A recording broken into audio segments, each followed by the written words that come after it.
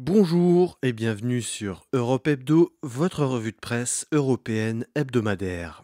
Pour cette 23e semaine de 2025, la vie de l'Union relate la future entrée de la Bulgarie dans la zone euro, la prolongation du statut de protection temporaire pour les réfugiés ukrainiens, la nouvelle baisse des taux par la BCE et la réforme de l'indemnisation des compagnies aériennes. Dans le club des 27, la Pologne a un nouveau président, le gouvernement Merz subit un revers judiciaire, le gouvernement des Pays-Bas démissionne, la proposition de loi sur les agents de l'étranger en Hongrie est reportée, l'Italie adopte une loi controversée et les États membres de l'OTAN sont d'accord pour augmenter leurs dépenses de défense. Et chez nos chers voisins, l'Ukraine a multiplié les sabotages et Yulia Navalnaya lance une chaîne à destination des Russes. Passons sans plus attendre à la vie de l'Union. Zone euro. La Commission recommande l'entrée de la Bulgarie le 1er janvier 2026. La Bulgarie avait rejoint l'Union européenne en 2007. Elle a rejoint l'espace Schengen au 1er janvier 2025 et désormais, elle va pouvoir rejoindre la zone euro. C'est la Commission européenne qui a donné son avis favorable à rejoindre la zone euro mercredi 4 juin par la voix de son commissaire à l'économie, Valdis Dombrovskis. La Bulgarie a enfin rempli les critères de convergence. Son inflation s'est enfin stabilisée en dessous des 3% sur les 12 derniers mois. Son déficit est à 3%, sa dette à 24% et le taux d'intérêt moyen de sa dette s'élève à 3,9%. La Banque centrale européenne met en garde sur la lutte contre la corruption, le blanchiment d'argent et le financement du terrorisme, où la Bulgarie est encore très loin des standards européens. Désormais, c'est au ministre des Finances de l'UE de décider si la Bulgarie peut les rejoindre lors de la prochaine réunion du Conseil le 8 juillet. Malgré le fait que tous les feux soient au vert, c'est en interne que l'entrée dans la zone euro fait débat. Le dernier Eurobaromètre sur l'adhésion de la Bulgarie à la zone euro montre que 50% des Bulgares sont défavorables. La faute à une campagne acharnée du parti Renaissance Vazrajdane, parti d'extrême droite pro-russe, qui fait planer la menace d'une inflation sur les denrées alimentaires et une hausse de la pauvreté pour le pays qui est déjà le plus pauvre de l'Union. Il demande même un référendum pour décider de l'introduction de l'euro en Bulgarie, une demande relayée par le président de la République, Rumen Radev. Les juristes rappellent qu'il est constitutionnellement impossible de tenir des référendums sur les engagements internationaux du pays. L'entrée dans la zone euro pourrait donner un gros coup d'accélérateur au pays. Couplé à l'entrée dans Schengen, la Bulgarie aura plus de levier dans le domaine du commerce international. Mais attention, la Bulgarie a connu 5 dernières années compliquées, faites d'une succession d'élections législatives infructueuses. L'équilibre politique est fragile. Affaires intérieures. Le statut de protection des Ukrainiens prolongé, mais l'Union européenne prépare sa fin. Cette semaine, le vice-premier ministre ukrainien, Oleksiy Tchernyshov, est venu présenter son plan conjoint avec la Commission européenne sur le statut de protection temporaire destiné aux réfugiés ukrainiens. Depuis le début de la guerre en Ukraine, ce sont 4,6 millions d'Ukrainiens qui se sont réfugiés dans l'Union. Le statut de protection temporaire a pour but de couvrir juridiquement les réfugiés et de leur permettre de séjourner dans l'Union, de travailler et de recevoir des aides. Mercredi 4 juin, la Commission européenne a annoncé prolonger le statut de 2 ans jusqu'en mars 2027, alors que ce dernier avait expiré en mars 2025 et que la Commission l'avait prolongé jusqu'en mars 2026 par une pirouette juridique. Mais les deux parties préparent l'après. La Commission européenne, d'un côté, demande aux États membres de prévoir de nouveaux statuts pour les Ukrainiens qui voudraient rester dans les pays où ils sont réfugiés. Le but est aussi d'éviter que le système d'asile soit surchargé et de rassurer les Ukrainiens. hors de question de renvoyer ceux qui ont refait leur vie dans leur pays d'accueil et se sont totalement intégrés. L'objectif de l'Ukraine est de faire revenir aussi un maximum de ses concitoyens. Pour cela, le pays mise sur des incitations avec un programme de retour volontaire, avec l'ouverture de centres d'information dans les États membres de l'Union pour qu'ils puissent avoir un lien direct avec le pays. L'Ukraine est prête à payer des voyages pour que les Ukrainiens viennent se rendre compte sur place de la possibilité de revenir. Si l'Union ouvre la porte à la fin du statut avant même son extinction en mars 2027, c'est aussi parce que la situation politique des États membres semble démontrer que les aides aux Ukrainiens deviennent impopulaires auprès des opinions publiques, et ce, malgré la situation de guerre en Ukraine, où la paix n'a jamais semblé aussi lointaine. Il revient désormais au ministre de l'Intérieur de l'UE de se prononcer fin juin. La Commission doit, de son côté, nommer un envoyé spécial pour les Ukrainiens dans l'UE qui sera en charge de coordonner les actions des acteurs internationaux pour l'Ukraine dans l'UE. Économie. La BCE baisse encore une fois les taux. Jeudi 5 juin, la Banque centrale européenne a encore une fois baissé les taux pour passer de 2,25% à 2%. C'est la 8e baisse des taux depuis juin 2024. L'inflation est passée en dessous des 2% au mois de mai. La raison de la baisse de l'inflation est à trouver dans la baisse des prix de l'énergie et notamment du prix du baril de pétrole, mais aussi de l'affaiblissement du marché du travail, de la faible consommation et du renforcement de l'euro par rapport au dollar. Mais la BCE prévient l'incertitude du commerce international, notamment avec les guerres commerciales européennes avec les États-Unis et la Chine. L'issue étant incertaine, la BCE se dit prudente quant à la marche à suivre. Les prévisions de croissance restent plutôt optimistes, avec 0,9% de croissance pour l'année 2025 et une prévision à 1,1% pour 2026. La BCE prévoit une inflation à 2% pour 2025 et d'1,6% pour 2026. Mais tout cela est à mettre au conditionnel. L'incertitude du commerce international rend les investisseurs prudents.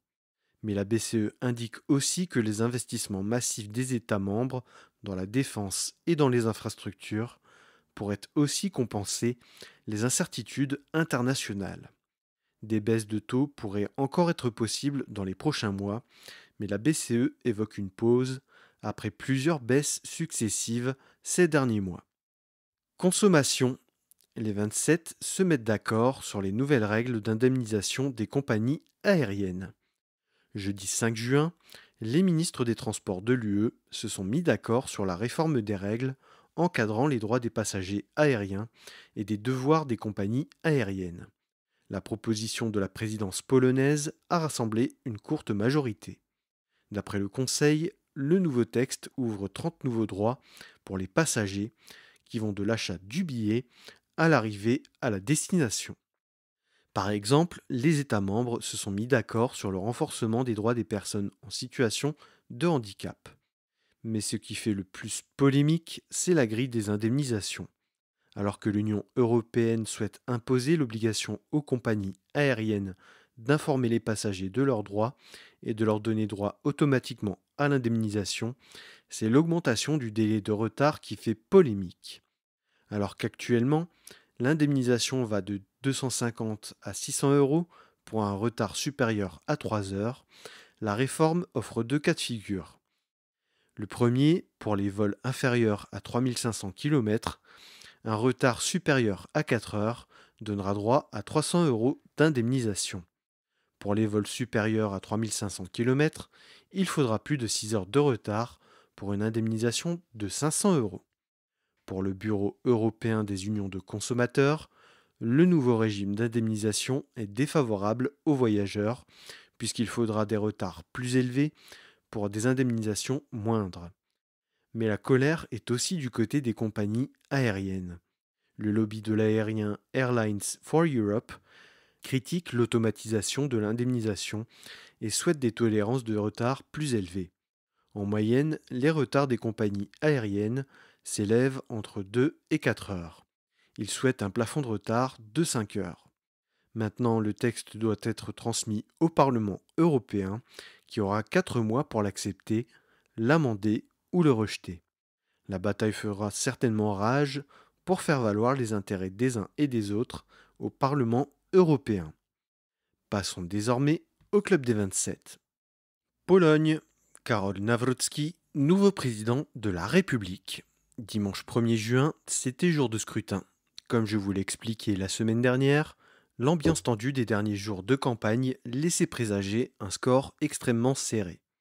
C'est le candidat du PIS Karol Nawrocki qui en sort gagnant avec 50,89% des voix contre 49,11% pour Rafał Trzaskowski pour 74,4% de participation.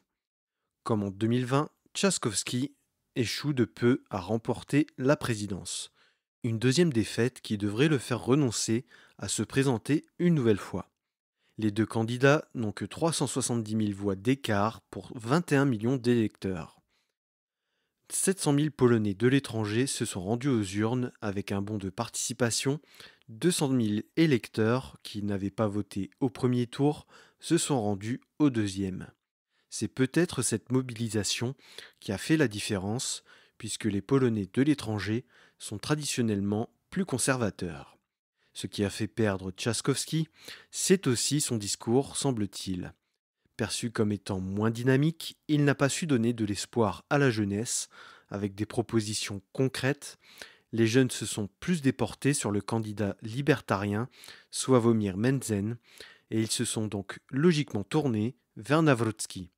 Le fait qu'il attaque Karol Nawrocki sur la forme, sur les affaires et scandales qui ont éclaté dans la presse, plus que sur le fond, qu'il n'a cessé de vouloir chasser sur les terres conservatrices en mentionnant plusieurs fois l'immigration et en invisibilisant l'état de droit, a certainement démobilisé des électeurs de la coalition gouvernementale.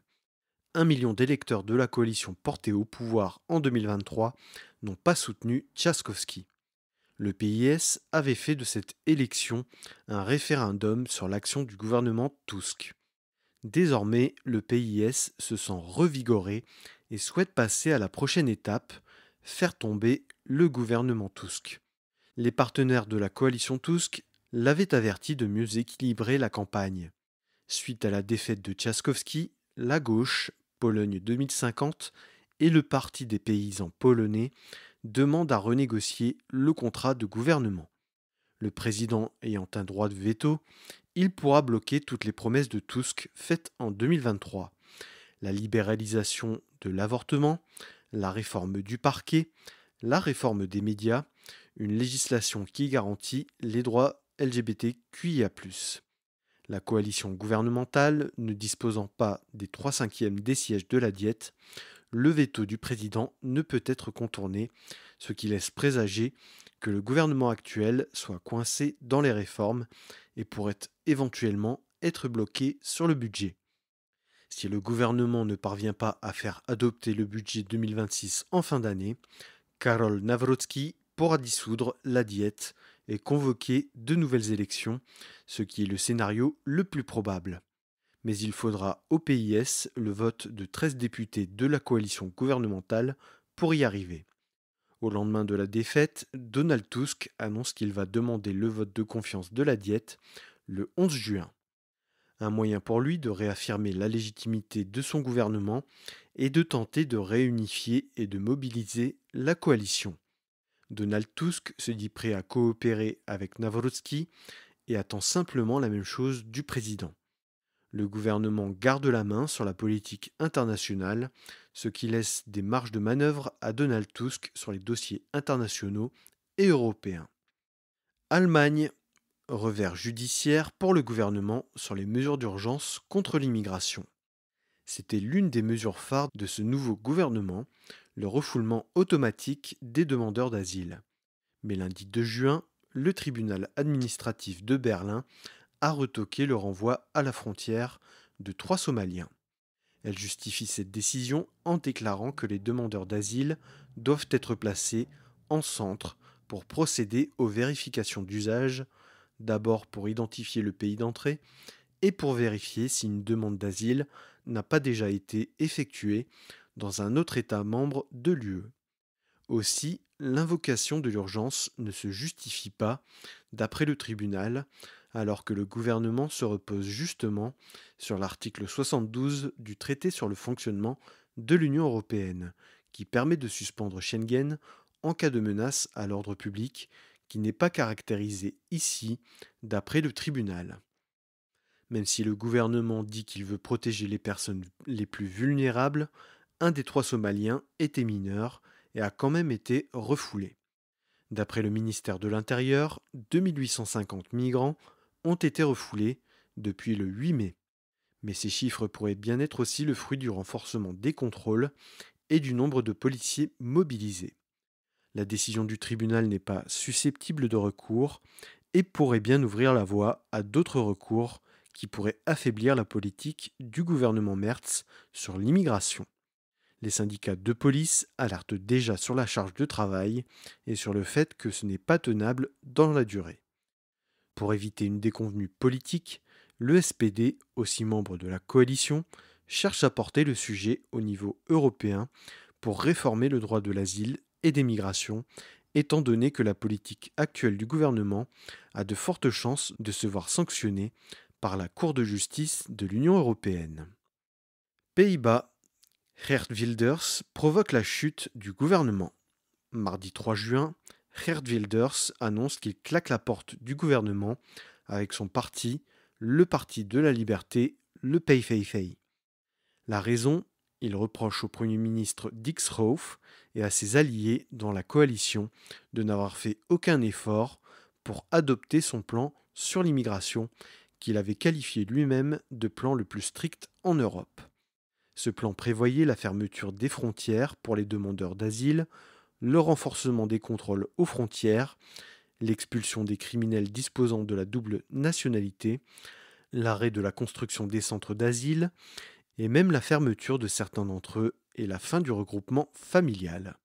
Si le gouvernement ne voulait pas mettre en place ce plan, c'est que sur de nombreux points, ces propositions ne sont pas conformes au droit néerlandais, au droit européen et au droit international auquel les Pays-Bas sont partis. Wilders n'avait aucune volonté de discuter le texte avec ses partenaires et pensait que le fait d'avoir gagné les dernières législatives lui donnait le droit d'imposer ses idées, sauf que c'est à rebours de la culture du compromis néerlandais. D'ailleurs, ses partenaires de coalition n'ont pas attendu pour souligner l'irresponsabilité du leader d'extrême droite, lui reprochant d'avoir mis ses intérêts personnels au-dessus des intérêts de la nation.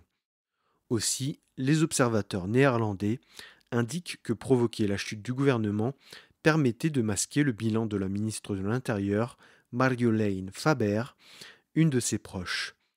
Dick Schoof a présenté sa démission et celle de son gouvernement mardi après-midi. De nouvelles élections législatives auront lieu au mois d'octobre. Dans l'état actuel des sondages, le PVV reste en tête des intentions de vote, mais il a pas mal reculé depuis sa victoire fin 2023. L'Alliance verte socialiste de l'ancien vice-président de la Commission européenne, Frans Timmermans, se place en deuxième position, suivi de près par le VVD. Les trois partis se retrouveraient à égalité avec 29 sièges en l'état actuel des choses. Le NSC et le BBB risquent d'être les grands perdants du futur scrutin en sortant carrément de la seconde chambre. Hongrie, le débat sur la loi sur la transparence de la vie publique reporté. Cette semaine, le commissaire aux droits de l'homme du Conseil de l'Europe, Michael O'Flaherty, avait demandé au gouvernement hongrois de ne pas voter la loi sur la transparence de la vie publique. Il déclare que dans sa forme actuelle, la loi porterait atteinte à la liberté d'expression, à la liberté d'association, au respect de la vie privée, au droit à un procès équitable et à l'interdiction de la discrimination. Le commissaire estime que ce texte provoquerait une grave ingérence du gouvernement dans le fonctionnement des organisations de la société civile. De plus, cette loi contreviendrait à plusieurs obligations internationales de la Hongrie en matière de respect des droits et libertés fondamentales. Mercredi 4 juin, le gouvernement hongrois annonce que le débat législatif sur la loi est renvoyé à l'automne. L'exécutif justifie ce report par le fait que certaines organisations que le gouvernement considère comme sérieuses seraient affectées par une telle loi. La loi est un copier-coller de la loi sur les agents de l'étranger russes. Il est évident que pour la société civile, cette loi n'a qu'un seul but, mettre la société civile au pas. Si les financements internationaux ne sont pas jugés conformes, c'est-à-dire qu'ils seraient considérés comme une ingérence extérieure, ils pourraient déboucher sur une amende équivalente à 25 fois le montant de l'aide et à la dissolution de l'organisation en cas de récidive.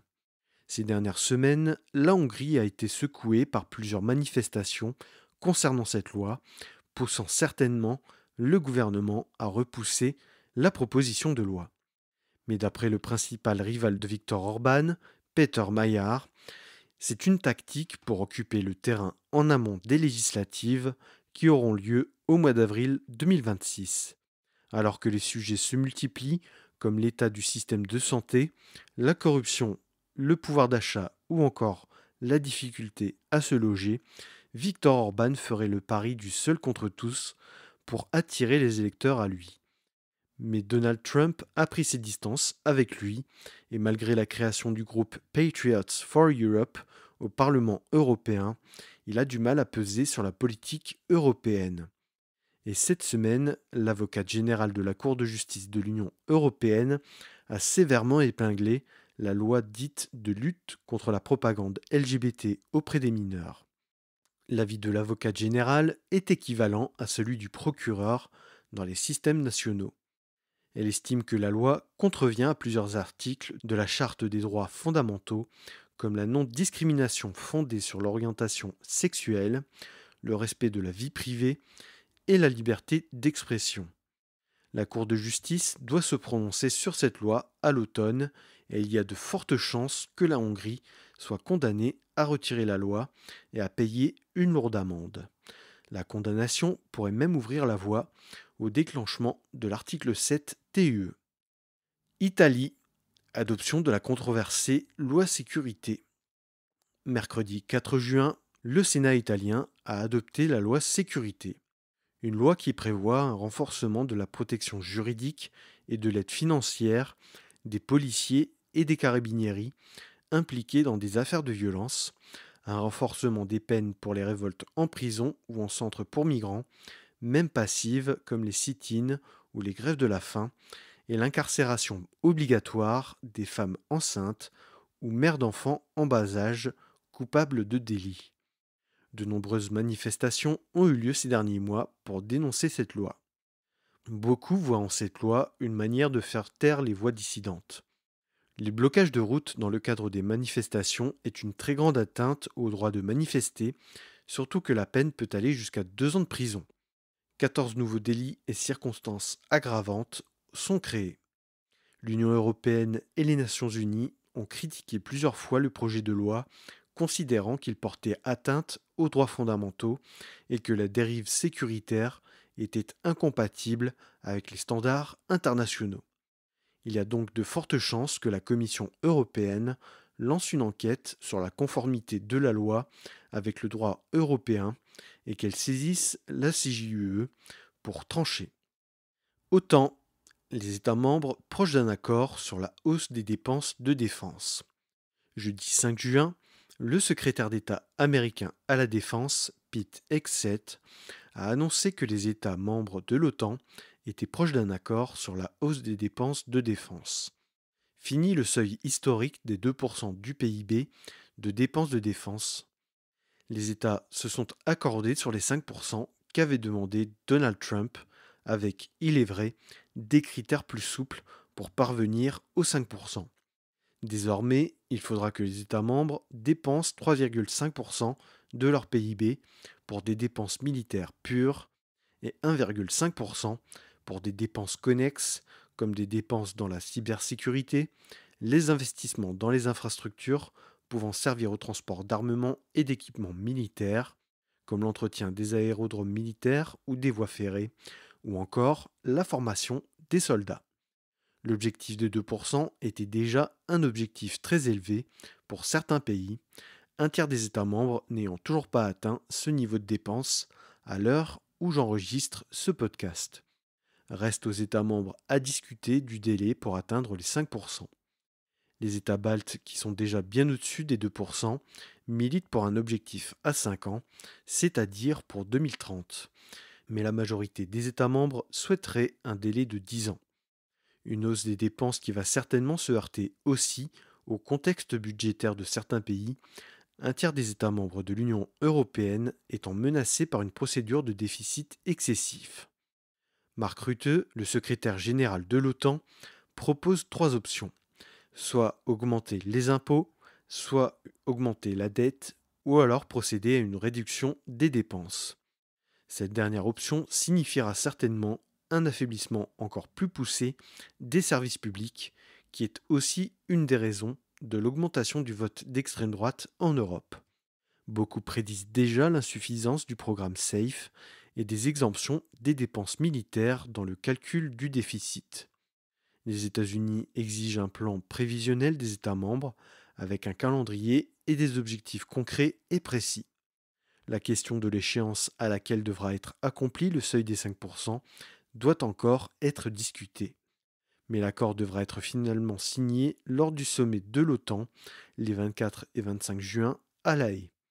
Un tel accord serait la première victoire diplomatique de Donald Trump depuis son retour à la Maison-Blanche le 20 janvier.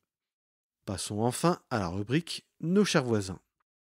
Ukraine, des sabotages en Russie et des discussions qui n'avancent pas. Dimanche 1er juin, la Russie se réveillait groggy.